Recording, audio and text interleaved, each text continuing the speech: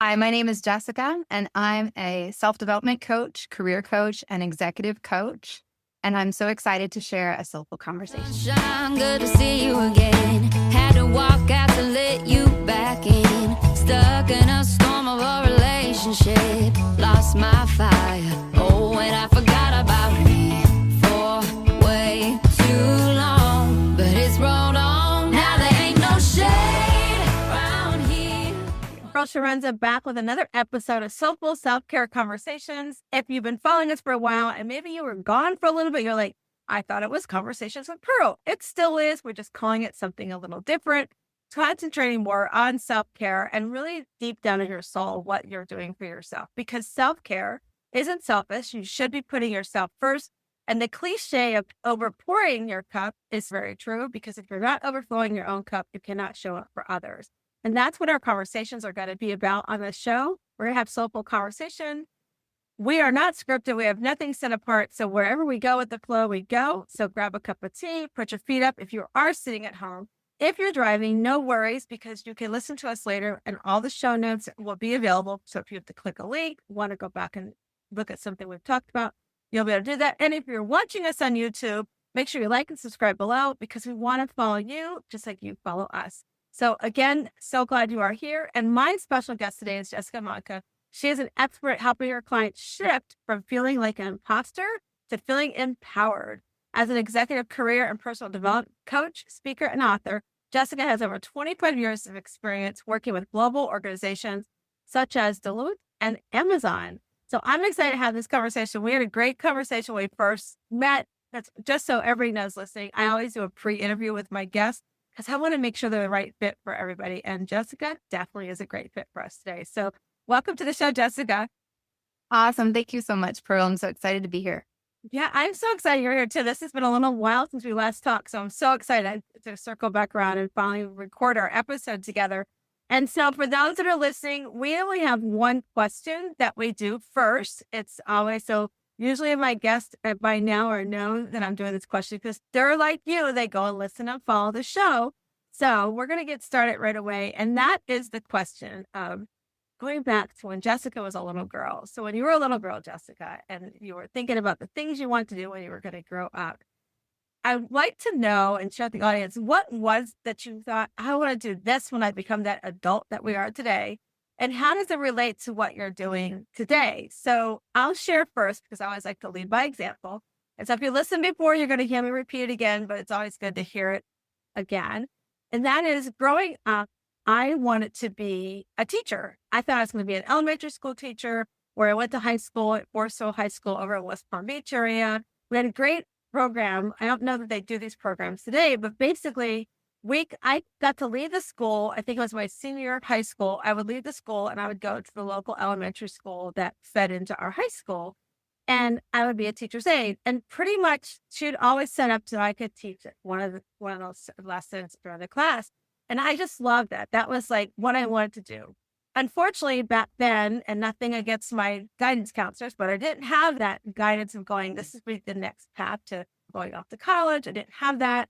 My parents, they were not vested in understanding that part of the process, because it's not something that was in their world. So I went to school of hard knocks. I didn't get to go be that elementary school teacher. However, today, if I correlate what I'm doing today, I laugh with my girlfriend and I say, I am teaching. I just got them when they're in their adulthood now, is what I say. So I'm teaching the women, how to overcome people pleasing, because that's something that's part of my story. It started in third grade. I thought I had to show up for everybody, because my dad did 3 tours in Vietnam. So my mom needed help with my brother and sister. So that was me. And so I get to help and coach women to understand that, like we said at the beginning of the show, you have to overflow your cup so that you can show up for others. So that's my example for the listeners and for you, Jessica. So I'm going to hand off to you. Tell us about little girl Jessica and where she is today versus what she wanted to be growing up. Awesome. I love that. Little girl Jessica, she was always about, she was such a tomboy, and she was doing so many different things. And I think what she dreamed about was, she also had thoughts about becoming a teacher. In third grade, my teacher shared with me, like, it was the end of the year and we got new books that year. So she shared with me the teacher's edition of the book. And I was blown away, because if you've ever back in the day when you had a teacher's edition of a book, it was spiral bound, and the textbook that the kids would see would be a lot smaller and it'd be inset to the spiral bound double A spread. And then all along the side was all of these notes and suggestions and activities and questions and learning.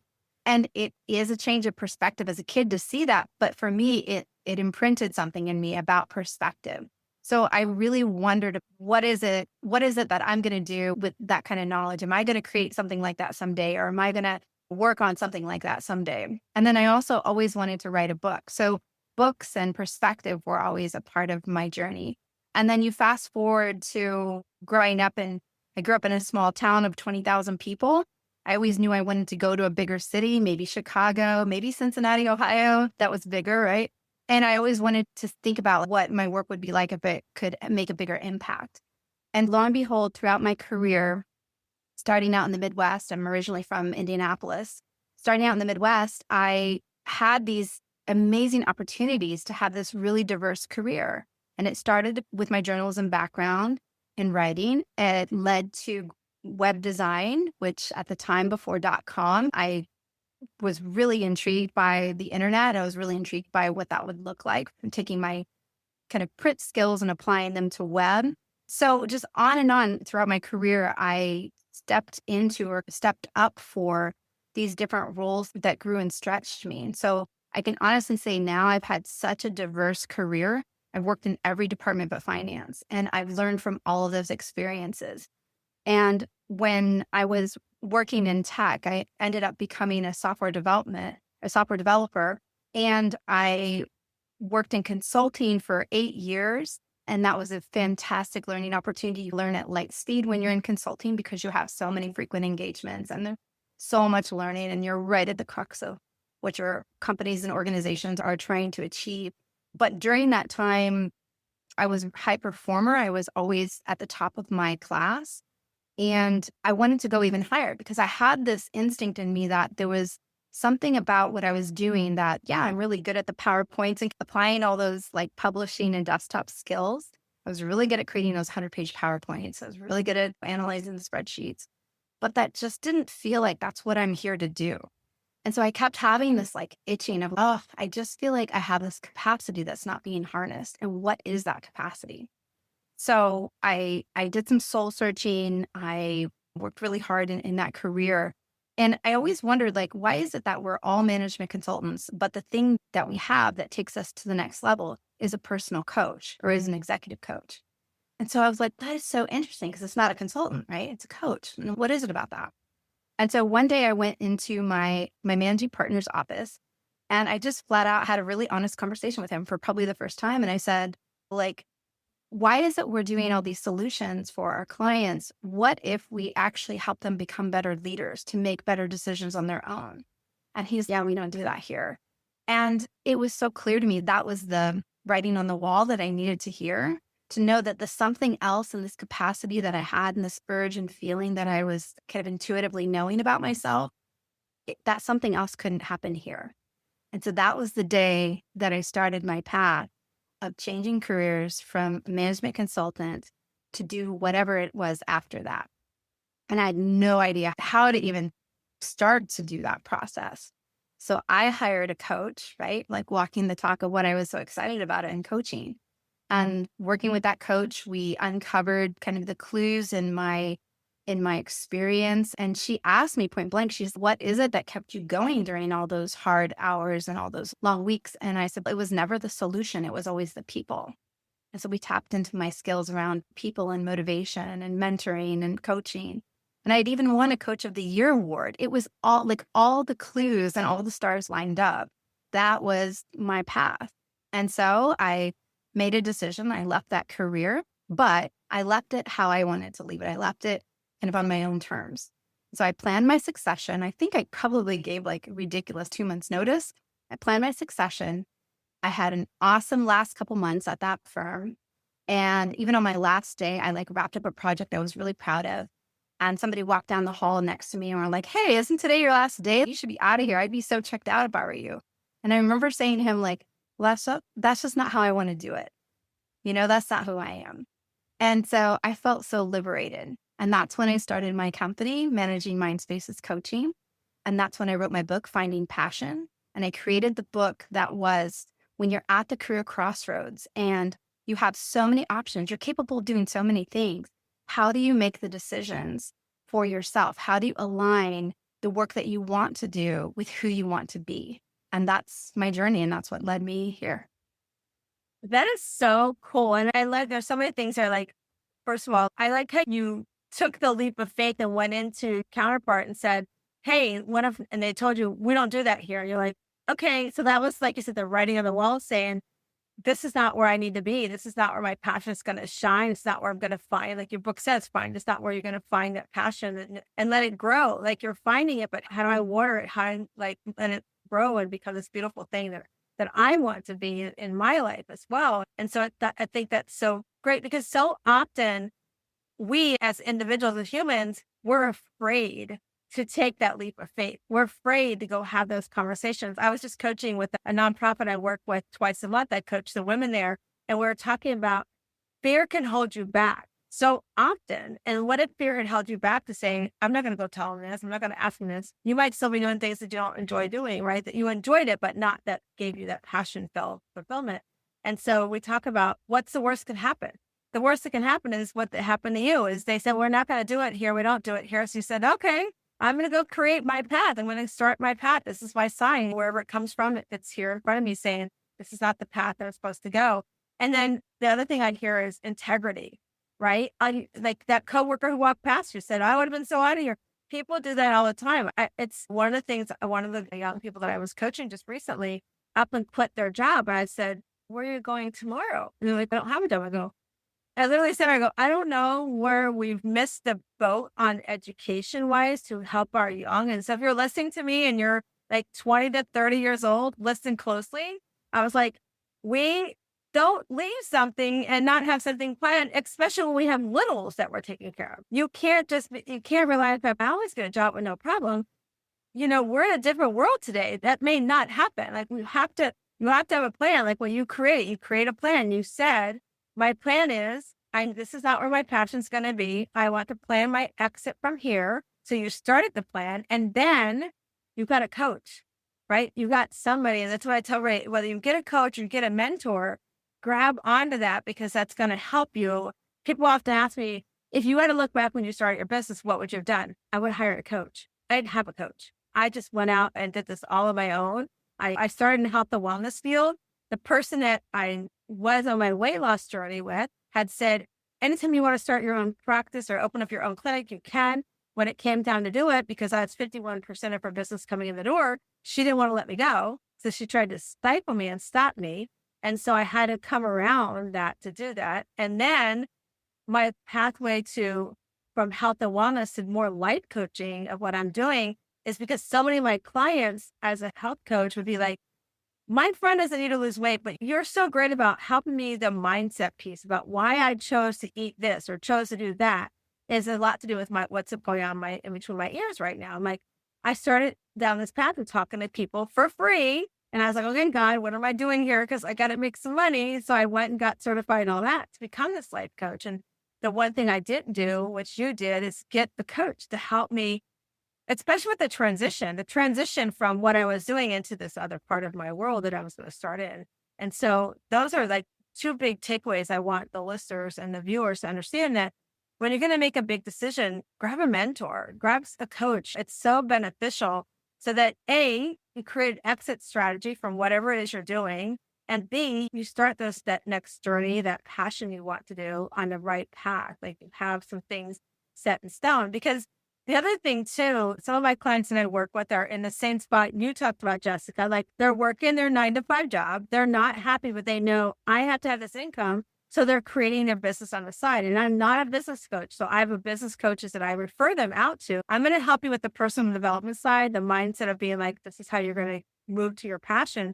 But you're going to also need to work with a business coach. But we talk about how to have a right structure out and integrity. Because the funny thing is, especially what you do and what I do, if I was to leave a company and then who knows, later on down the line, 6 degrees of separation, we hear oftentimes somebody that company I left is, oh my gosh, Jessica, it would be a great person to bring in here and coach us.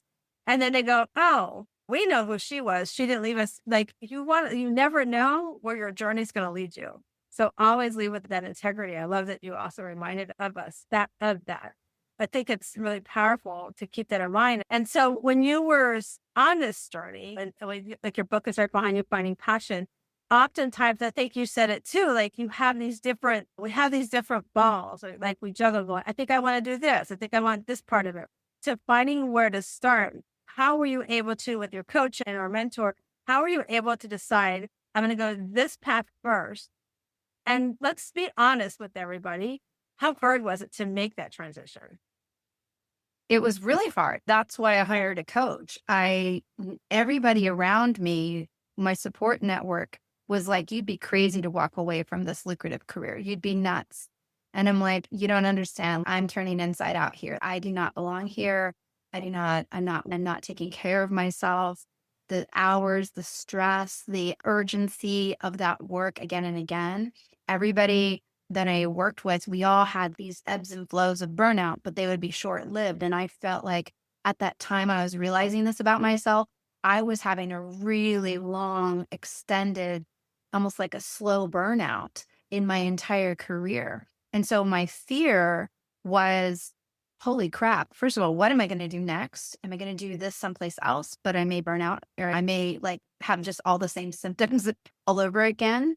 Am I going to change? Am I going to start from scratch? Oh, I don't want to start from scratch. I'm in my mid 30s at the time. So the fear was, what if I make a change and this feeling that I have that I am still not reaching my potential, what if I still have that feeling?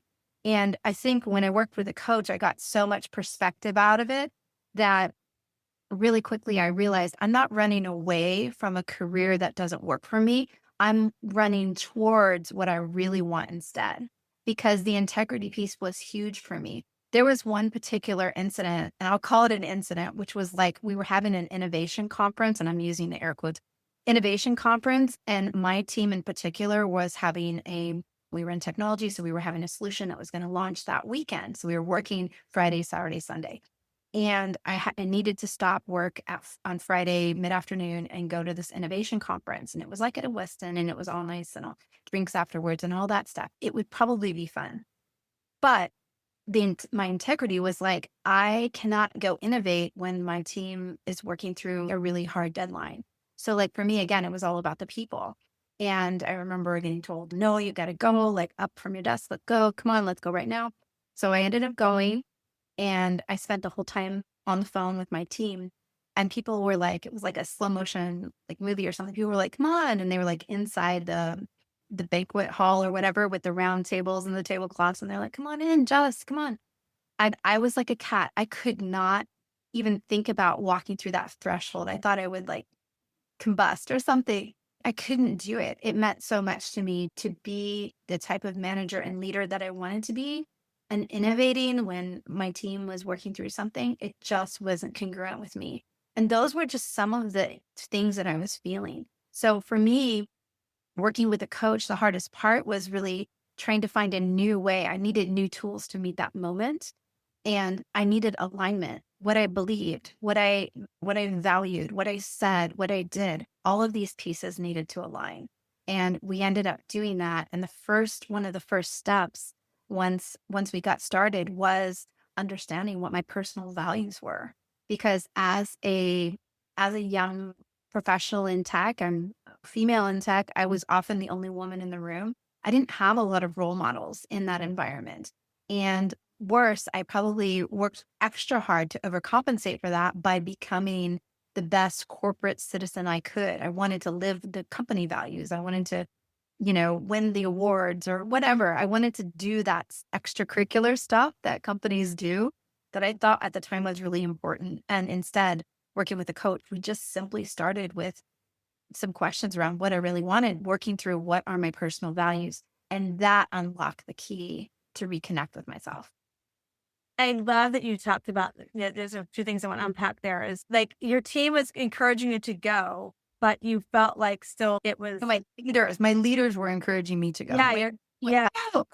Yeah. And then when you got there, I love when you lead by that example, right? Because it's you still went, but you had that tug, and that your coach pulled you back in and said, hey, I think it's important that we remember that, because also when going back to, especially like when you first left, first of all, if you're listening to us or watching us, when you make a big change, understand people are going to tell you, they're going to be the naysayers. They're going to tell you it's not going to work. They're not going to buy from you. Your family and friends do not buy from you. Stop thinking they're going to buy from you. They don't buy from you. So that's really important to keep that in mind, because we go out, oh, my family and friends are going to buy. No, they're going to be the last ones to buy from you. I'm not saying they're never going to, but they're going to doubt you.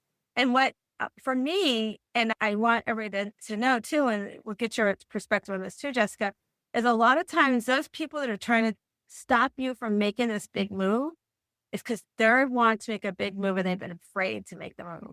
So in their mind, I often say this, I'd say this to my kids too sometimes, it's their stuff, not your stuff. Like they don't want that, like, wow, she's really doing it. And something they've always wanted to do, but that fear, again, can hold you back. The fear can make you think it's not going to work. What if it did work? Great. And you know what? Here's the other thing. Let's be honest. Like what you said, you've got a coach, all the self-doubts and everything. Let's be honest. It may not work. But at the end of the day, if you don't try, you're always going to ask yourself, man, what if I'd done that? What if it worked? Right. And the thing is, when something doesn't go as planned, the big thing is to ask yourself, why? What could I have done different? What's the lesson that I can take from here? And that's like when I coach my clients, oftentimes I have business coaches that have me come in and coach their clients the personal development side, because they're like, I want to get them on the business side. I want to help them set up all the things your business coach helped you set up. I want to help them set that stuff up. But when it comes time to the mindset piece, to the things that they said that they want to be in their life, they struggle with that, because sometimes as business coaches, we have that imposter syndrome that creeps in. It's not imposter syndrome. It's you're doing it, but maybe you're doing it so well, you're afraid that people are looking at you going, she's not that, he's not that. And so that's where I like to come in and be like, no, let's talk about that feeling. Why do you feel that way? And we work through it.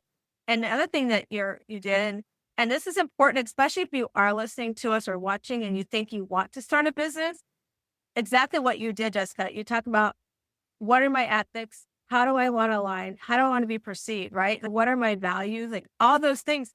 Many times businesses don't do that piece of the pie. And then they find themselves working with people that they're like, oh, I would have never worked with that person or hired that person if I'd come in as a customer, because they don't align up to those values.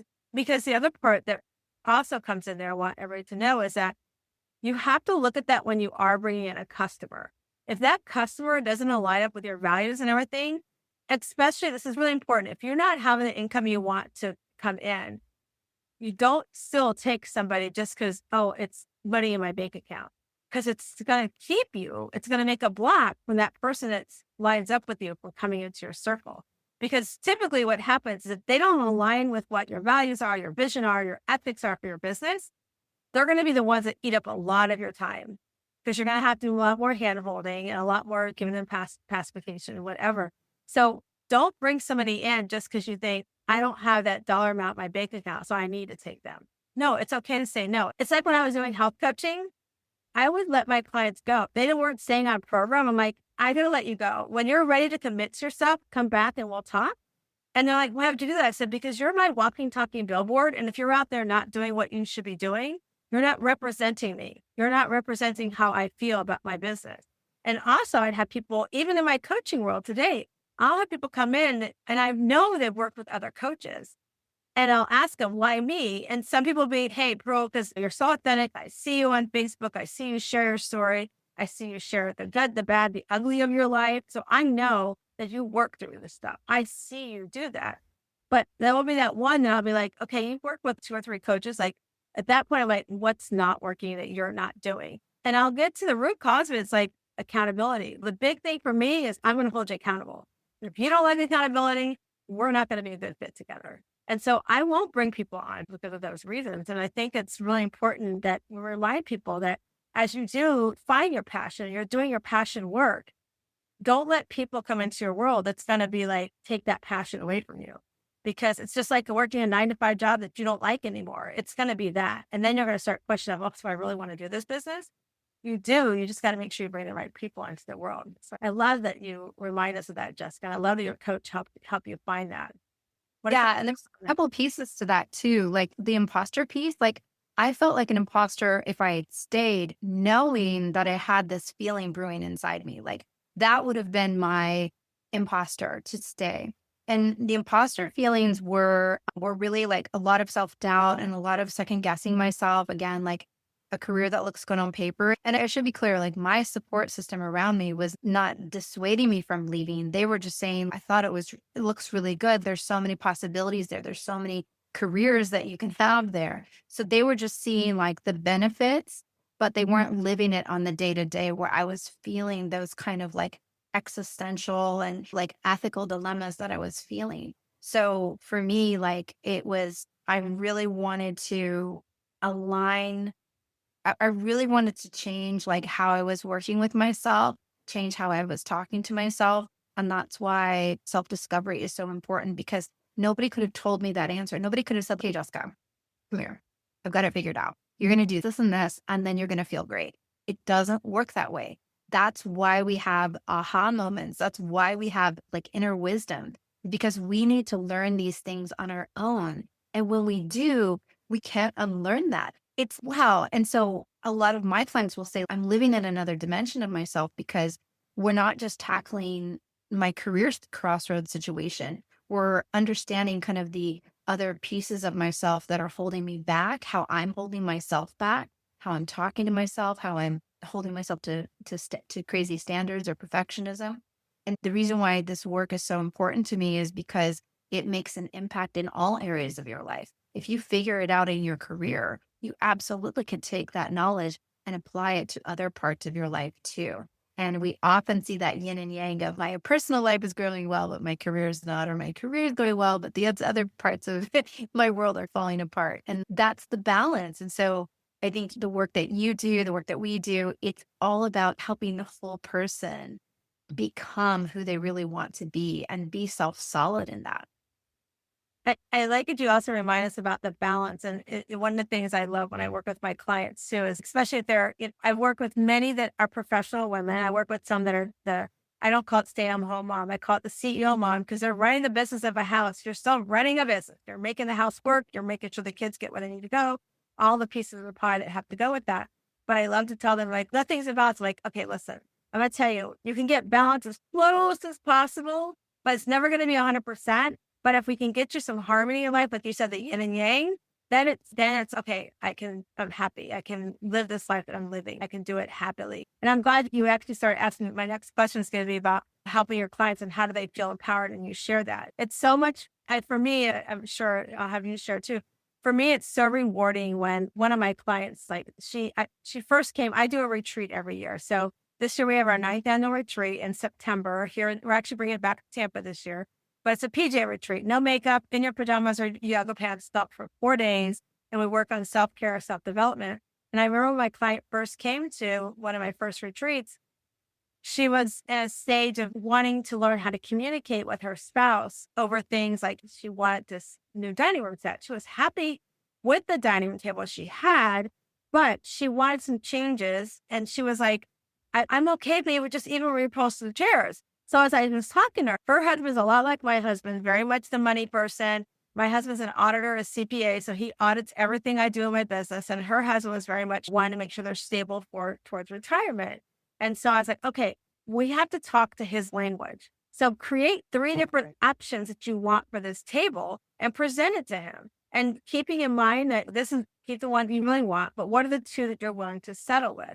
I said, oh, I didn't think about it that way. So we did that. So then when we talked about that, she said, he also wants me to buy a car, wants me to get me a car. Now, who doesn't want their spouse to buy them a new car? But she said, but he wants to get me this one particular car. And I think it was a Lexus. And she said, but I'm so happy he wants to buy me this car, but I don't feel safe in it. I said, okay, that's the love language. His love language is safety and money. So if he's going to buy you this car because she's short like I am, she's, I'll take a Lexus, but there's a better one. I feel safer. So she took both of those to the table to him, explained both of them. And with the table, I think she got the one her second choice. With the car, he was like, oh, like right away, like the safety. She's like, Pearl, you were so right. Like the safety piece. And I'm like, yeah, he doesn't want you to get in a car accident. So we have to, for me, it's so rewarding to watch my client. It's really, you have the voice, you and I both, even through our coaches and mentors, we have the tools. It's like, how do I navigate it and make it work? So I am like you said in your book, building my passion, right? How do I make this work? And so for me, that's one of my most rewarding things at my client. What's something for you, Jessica, when you walk with your client, think about that one client, you're like, that was so amazing. I think it's just, I'm really blessed that every day I get to watch these transformations. I get to work with introverts, perfectionists, and introverts, overthinkers, and introverts. I get to work with them every single day and I get to see how they start. I get to watch how the things that are holding them back in the beginning and watch those stories and excuses just start to melt away as they develop their own resiliency. It's like a personal power, personal resiliency. They come up with new strategies on their own. And so I'm guiding them, I'm helping them understand that or solidify that or put that into practice. And the experience that I see is just like how the weight just starts to lift off of them, like this pressure cooker that they're in. And through coaching, the pressure cooker starts to slow down or even stop. They start to become more confident on their own. And so all of these pieces are all intertwined. You could say that I'm a confident coach. You could say I'm a mindset coach. Yes, I'm that too, because all of those pieces are connected. And if you can understand that the way you make personal change, it's a process. It is not one step that gets you from here to the end. My gosh, if you did that, you would be just like those lottery winners. Have you ever heard the statistic about lottery winners, first time lottery winners? So it's some generic statistic and it's probably changed across time, but it goes something like 80% of lottery winners, first time lottery winners that win those multi jackpots, they become bankrupt within 2 years. Why? It's because they took one step. They had maybe years of buying one ticket, but they bought that one ticket and it created this one step to what they thought they wanted. But guess what? They didn't have the values. They didn't have the beliefs. They didn't have the actions. They didn't have the language that matched having that kind of money, having that kind of jackpot. So slowly but surely, they're not trying to self-sabotage themselves, but it unwinds. And that's exactly how coaching is. Personal change is a process. A lot of people talk about making habits in 21 days and all that jazz. Sure, you can make a habit in 21 days, but to make the habit last, that's the part as a coach I really pride myself in. And I think it's something that I do really well, as I help my clients make the change that they want to last, make sure it's maintained, make sure it's integrated. You will continue to have setbacks with your changes and with your habits. But it's what we do at those moments is how can we learn through that friction? What is that telling us? How can we make it better and keep moving forward? And suddenly we have a positive feedback loop that helps us continuously improve. That is so true. It's a great example. I never heard that statistic, and it makes total sense too when you go back and think about it. And you're exactly right, because now that same client, now we just went to lunch the other day. She's not a client anymore. She still comes to my retreats. She loves my retreats. We went to lunch the other day and she goes, I had this situation came up and I just was so happy that I had the tools in my toolbox that you taught me of understanding the language of what I'm hearing. How does it affect me? How do I respond? And so I'm like, that's what I want to be here for. That's my impact. That when I leave this world, that's the legacy I want to leave. Is like, I taught you how to say yes to yourself, how to have your voice, but also not just have your voice, but be respectful, that listen to the other voice too. And how do you carry that through your life? Because we forget to do that sometimes. And especially for me, like I'm an overcoming people pleaser. And for me, it's generational. My granny led it to my mom and then to me. When it got to me, it was like, oh yeah, I want to do it all, but I have this. And when it took me to my oldest was a senior in high school to be like, I got to stop doing for everybody else because I'm in my 40s and I'm not happy. So I was like, I had to make a change. And now I tell everybody, if everybody's watched the show before, listened before, we have two amazing boys. I've been with my husband for 40 years almost. And we lost our oldest one almost 3 years ago this July. But the best memory I can have when 2 days before he passes, he's like, Mom, he was here in the house in the garage. We need to throw you a bottle of water. I threw that bottle of water and he's, man, now we figured out who the heck you are, but you can also throw something because I couldn't throw a football. But that was like that validation. And for whatever reason, God gave it to me 2 days before it passed. It's when I carry and say, I need to keep doing this work because it makes a difference. It's seen, even if it's just seen by my kids, it's seen. I carry that on. So I'm so glad we had this conversation. Oh my gosh, we could go on forever about all this, but I want everybody to get to find out how they can reach you. So show everybody how they reach you. And if you're driving, it's going to be on the show notes. And I also know you have a freebie. So go ahead and share your freebie with everybody too. Yeah, absolutely. You can find my freebie. So my website is my name, Jessica Manca, MANCA.com. And the freebie is at Jessica Manca/Pearl, jessicamanca.com/Pearl. So to just keep it simple. And there you can find, I've created an excerpt from my book, which is an expanded version of 21 essential questions that you can ask about if you are at the career crossroads to just get that ball rolling. We struggle with asking ourselves the difficult questions.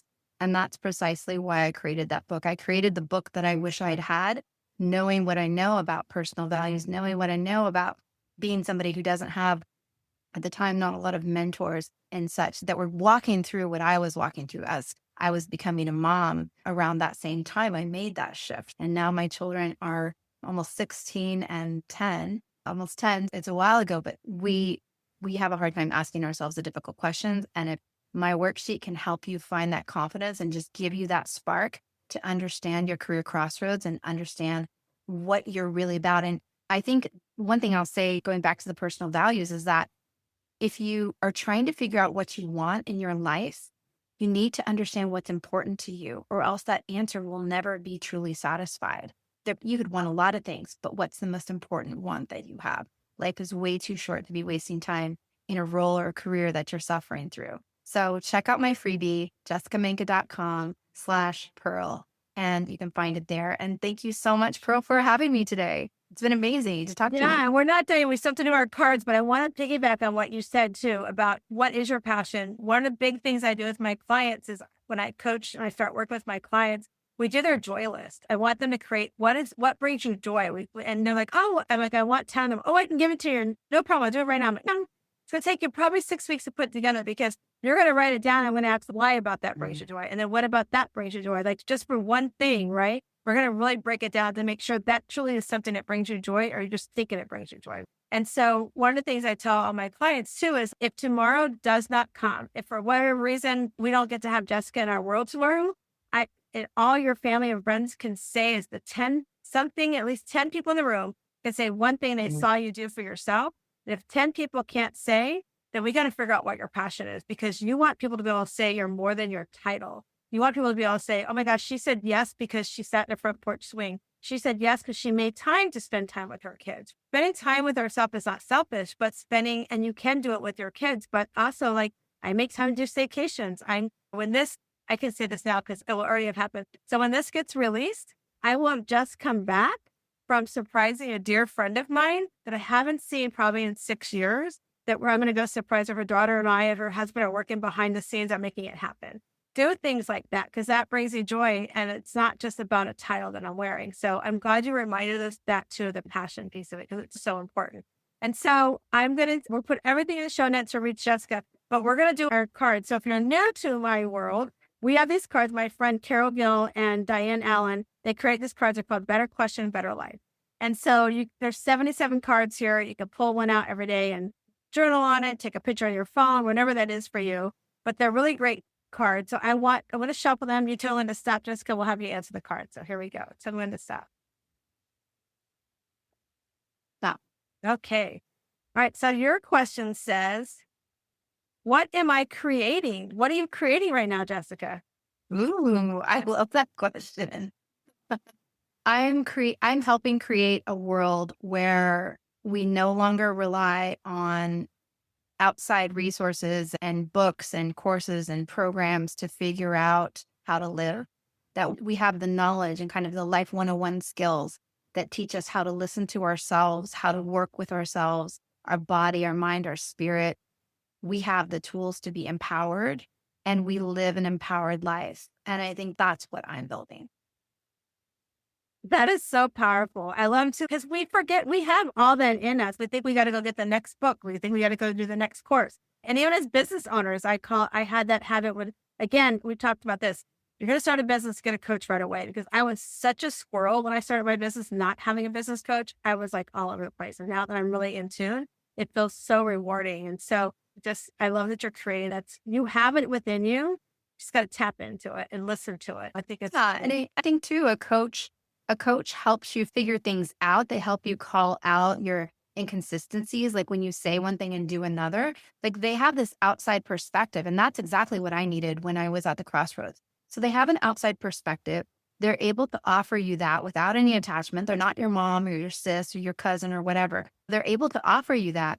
But then also they can work with you. And I think of coaching as a partnership. So it's side by side, shoulder to shoulder. What do you see, client? What's possible here now? And we work on figuring things out and achieving your goals in less time, but also following through on those goals for that really important maintenance and integration piece so that the goals last. There's no greater testimonial or success story that I can have is when a client says that, hey, the work that we did a few years ago, I'm still using it to this day. That's what I'm talking about. I love that. That's so 100% true. It's 100% true. I'm glad you reminded. And that's a great way for us to close out the show too. So thank you, Jessica, for being on the show with us today. I want to remind everybody, if you come into this world, you've got some things we have to do. We've been talking about today. Find your passion. What are your goals? What do you want to do with your life? Are you really happy where you're at? And those are things that when you start working at, you start opening up your shell, you're going to find your inner pearl of greatness. And you're going to find your inner Shiro. So I hope today you take some little nuggets, go find your passion, and start doing some things that you love to do because you deserve it. Have a great day. All right. So what a great episode we just had with Jessica. Oh my gosh. Like the biggest thing I take away is truly what her book says, finding your passion. What is your passion? Are you living your life that is your passion?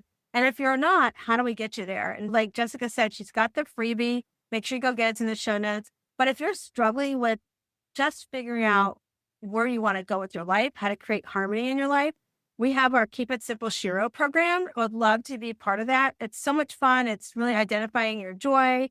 It's stopping the midnight wake up routines. It's learning to set boundaries and understanding that no is a complete sentence and you can say it like you won $1 million. So if you're wanting more information on that, just follow the links below and let's get you on a one-on-one call with me. And it's totally free, and let's see where we can help you keep it simple, Shiro. Why'd it take so long to leave you in the rearview mirror?